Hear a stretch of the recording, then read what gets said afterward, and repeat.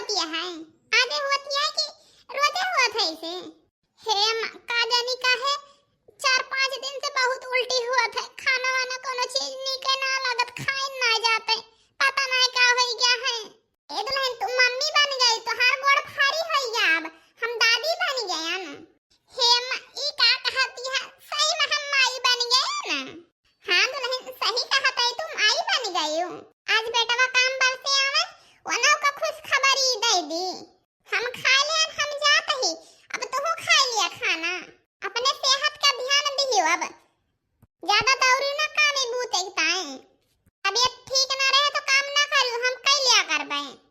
हे मका है ऐसे कहती है, हम कर लेबे काम, हम इतना थोड़ा ना वही नत का मौका लेबे करबे। हम घर हिम्मत करे का कहूं जाए थोड़ो भाई।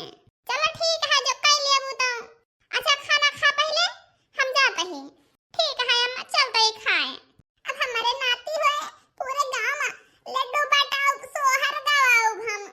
हमका बहुत खुशी आज होती है कि हमारे नाती आवत है। कौन कही की बिटिया का अपने बता दी बुआ बन गई, बुआ निया देख ताई अब इंतजाम कर लियो। चली फोन करके बता दी बिटिया उसे नी 9 महीना बाद गावत जा हो सब ही सोहर हमारे नाती था बाय। हां अम्मा गावत है आंगन